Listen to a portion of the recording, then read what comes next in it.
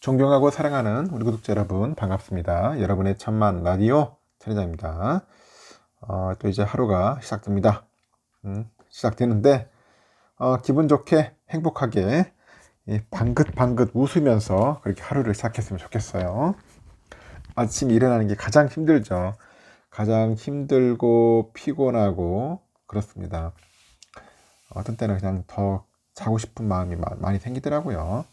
이불 속에서 나오기 싫은 생각들이 많을 거야. 그래도 여러분들 일어나서 또 빨리 준비하시고 또 출근하시기 바랍니다. 운동도 하시고 아침도 드시고 하시면 좋을 것 같습니다. 삶이 행복해지는 가나다 인생의 법칙, 인생의 법칙을 한번 알려드릴까 합니다. 가나다 법칙이다. 가나다. 가볍게 살자.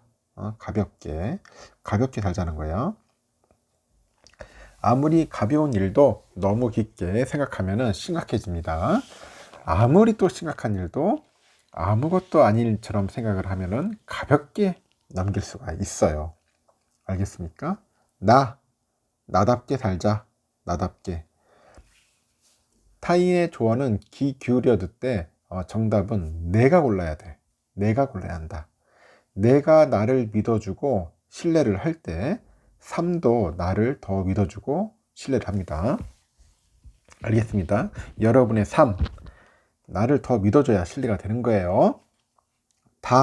다는 뭐냐? 다르게 살자. 싫은데 좋은 척하고 괜찮지 않은데 괜찮은 척 하면은 삶에서 내 모습은 사라지고 마는 거야. 남과 다른 모습을 솔직하게 내보일 수 있을 때 비로소 온전한 내 삶이 되는 겁니다. 같은 장미라도 똑같은 장미는 없어요, 여러분. 각각의 장미는 똑같이 생기지 않았어도 이 자기만의 모양이 있어. 자기만의 모양이 있더라. 꼭 자기만의 모양이 있지 않습니까? 그 자기만의 모양으로 모두가 아름다운 거야. 모두가 아름다운 거다. 또 누군가는 장미의 색깔과 모양이 아름다워서 좋아할 수는 있겠지만은 또 다른 누군가는 이 먹을 수 있는 그 호박이 달리기 때문에 호박꽃이 예뻐 보일 수도 있습니다. 안 그렇습니까? 인생에는 정해진 답이 없는 것 같아요. 정해진 답은 없다. 남에게 피해를 주지만 않는다면은 내가 생긴 모습 그대로 사는 것이 인생을 더욱더 아름답게 만든다. 아름답게 만드는 겁니다. 그래서 다시 얘기해 볼게요. 가볍게 살고 나답게 살고 다르게 살자. 이 세 가지만 기억해도 여러분의 인생은 행복으로 가득 찰 것이다. 가득 찰 것이다. 맞죠? 저는 그렇게 생각을 합니다. 여러분 한번 시도를 해보자고. 가볍게 살고 나답게 살고 다르게 살자. 또 삼성의 이야기를 한번 또 신나게 해보도록 하겠습니다. 그리고 천회장의 그 블로그가 있어요, 여러분. 블로그 있으니까 나중에 커뮤니티 게시판에다 그 블로그 링크 걸어놔요.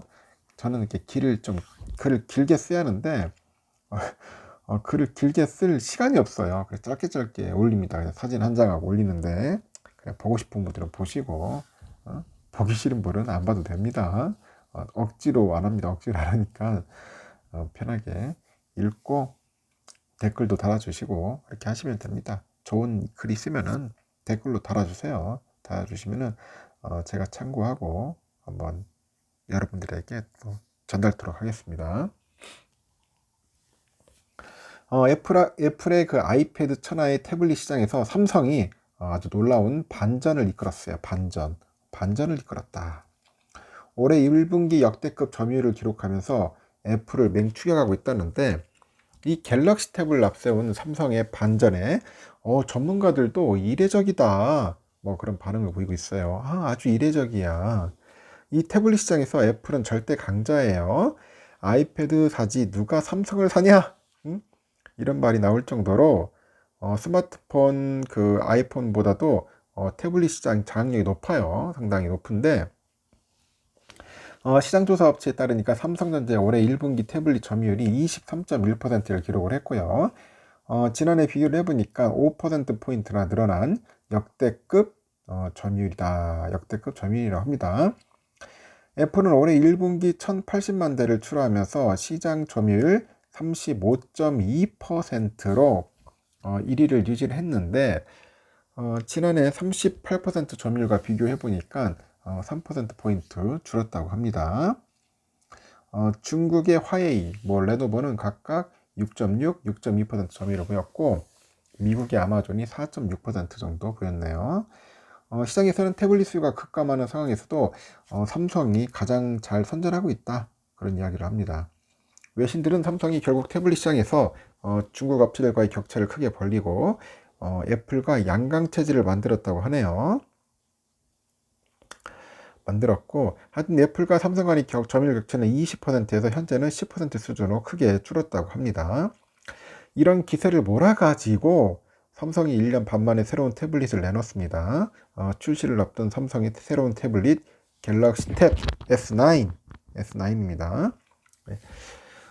외국의 IT 팁스터들이 갤럭시 탭 S9의 유출 이미지를 공개를 했는데 디스플레이 크기는 12.4인치로 전작과 동일하고 해상도는 1750에서 2800으로 예상이 됩니다. 후면 카메라 2개 탑재됐어요. 갤럭시 S23 시리즈와 비슷한 물방울 디자인이다. 물방울. 무엇보다 아이패드를 따라잡기 위해서는 세계의 첫 방수, 방진 이런 기능이 적용됐는데 태블릿 시장을 장악하고 있는 애플 아이패드의 경우에도 지금까지 방수 기능을 적용한 적이 없습니다. 삼성이 첫 번째 사례고 삼성은 IP 67 등급의 그 방수 방진 기능을 적용했고요.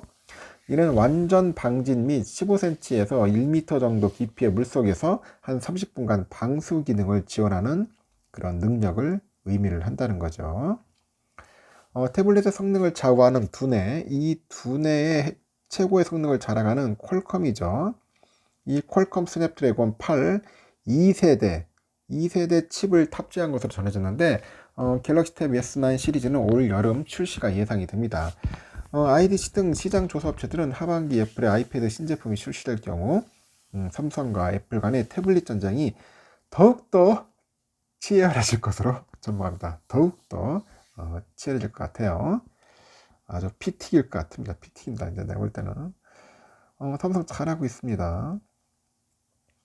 그리고 삼성하고 하이닉스 등 반도체 기업들이 향후 340조 원을 투자할 수 있는 그런 마중물이죠. 이 마중물을 만들기 위해서 산업계를 비롯해서 학계, 정부, 연구기관 등이 참여하는 반도체 미래기술 민관협의체, 이게 9일날 출범을 했습니다. 과학기술정보통신부는 45개 핵심 기술 확보를 위해서 통해서 메모리하고 파운드리 초격차 달성과 시스템 반도체 신격차 확보를 위해서 반도체 미래기술 로드맵을 발표를 한 거죠. 이 반도체 미래기술 민관협의체는 삼성전자랑 하이닉스, 한국반도체산업협회, 한국팹립스 산업협회 등 이런 협회들을 포함해서 산업계와 과기정통부, 산업통상자원부 등 정부 부처가 참여를 합니다. 대한전자공학회 등 학계와 한국과학기술연구 등도 연구에도 참여를 했는데 이 반도체 미래기술 민간협의체는 앞으로 연 2회 이상 회의를 하고요. 정기적으로 로드맵을 수정해서 보완, 그리고 민간협력 반도체 R&D 추진 등을 상시 논의를 합니다. 상시 논의를 해요. 당장 과기정통부하고 산업통상자원부 등이 기획하고 있는 24년도 이 반도체 R&D 사업은 10개 정도예요. 이 과기정통부는 과학기술에서 5개, 정보통신에서 인공지능 반도체, 산업부는 전력반도체 등 총 10여 개를 준비하고 있습니다. 기업들도 민간협의체가 잘 실한데 당장 새로운 기술을 개발하는 데 있어서 유망한 기술이지만은 투자 수익률이 떨어져가지고 기업이 투자하기는 어려운 부분이 있습니다.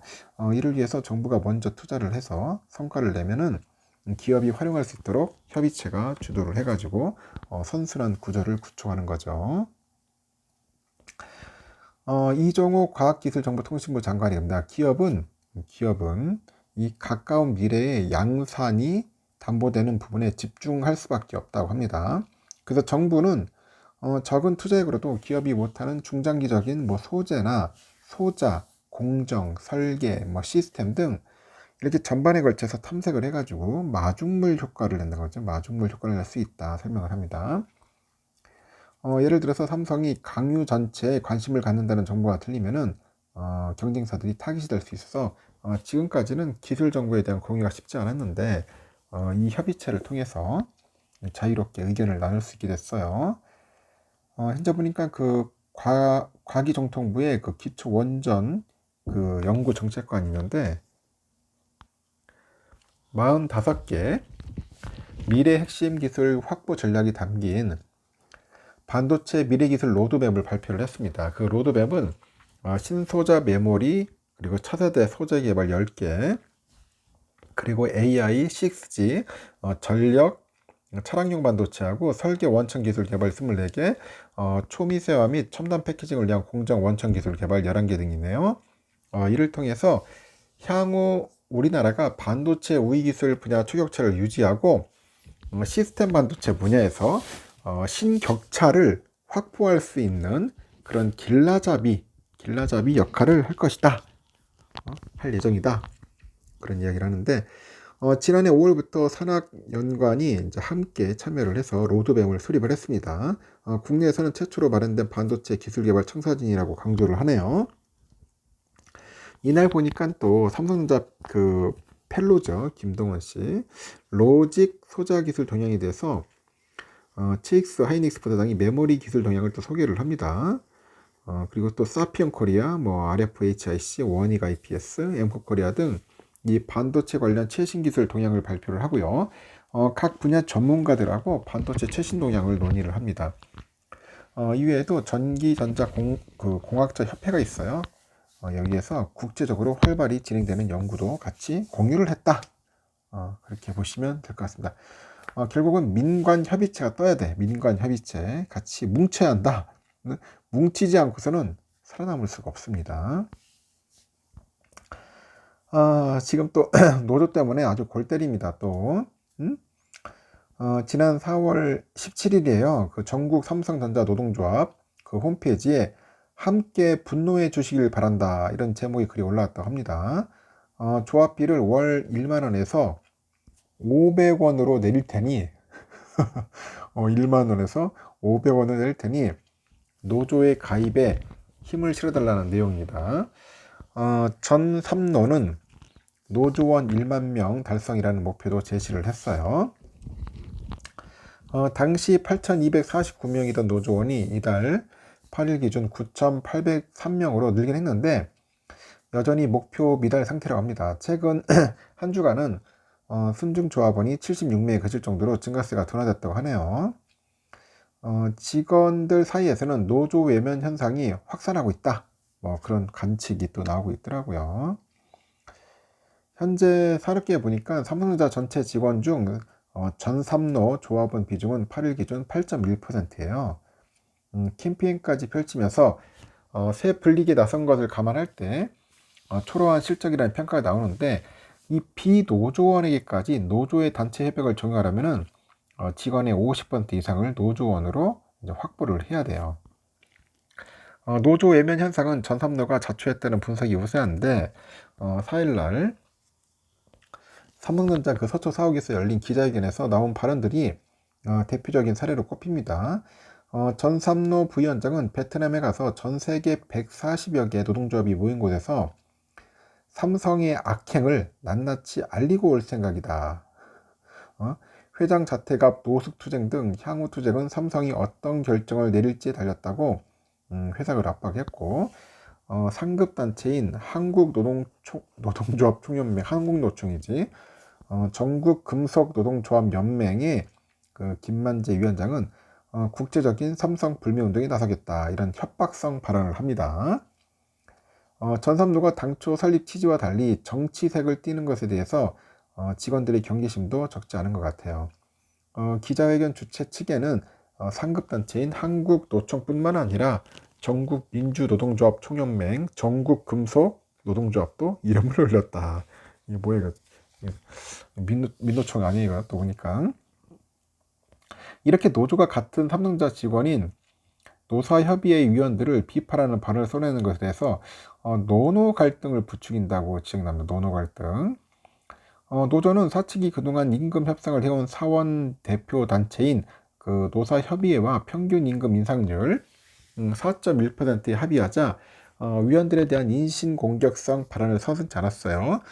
기자회견장에서도 노사협의회 불법 지원 중단하라 그런 문구가 적힌 피켓을 들고 상위고가 배정, 사내 새마을금고 사회이사 배정, 임기 만료 후 주재원 배정 하여튼 이런 불법 지원이 있다고 주장을 합니다. 산악회 관계자는 삼성전자 내 새마을금고 사회이사는 무보수로 봉사하는 역할을 한다. 노조가 제기한 의혹은 위원 임무 수행과 연관성이 없다. 그렇게 지적을 합니다.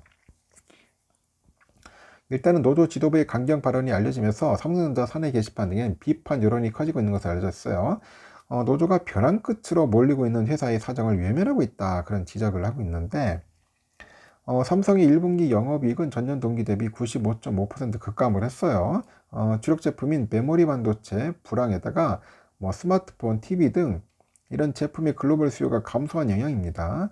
2분기에는 영업 적자를 낼 것이라는 전망까지 나오고 있고 시장 조사 업체에 보니까 옴디아 카운트포인트 리서치에 따르면은 올해 메모리 반도체 시장은 전년 대비 35.3, TV 시장은 5.2% 정도 줄어들 것이다. 그렇게 보는데요. 이 불매운동 같은 움직임에 대해서 이 강한 우려의 목소리가 나옵니다. 강한 우려의 목소리가 나오는데 직원들은 아무래도 안 그래도 이 장사가 안 되는데 삼성 불매는 선을 넘은 것 같다. 자기 월급을 스스로 발로 차는 게 대응 아니냐? 회사 망하게 하고 정치 입문하는 게 목적인가? 이런 다수의 의견들이 나왔다고 합니다. 계열사 노조들이 속속 삼성전자와 같은 4.1% 임금 인상률에 합의하고 있는 것도 전삼노의 입지를 좁히는 요인이고 1분기 삼성전자보다 나은 실적을 낸 삼성 디스플레이 노조도 최근 사측과 4.1% 임금 인상안에 합의를 했다고 합니다. 참 징글징글하다. 징글징글해 노조. 하여튼 여기까지 하겠습니다. 여러분 좋은 하루 보내시고요. 또 삼성전자 또 좋은 소식 있으면 또 알려드리도록 하겠습니다.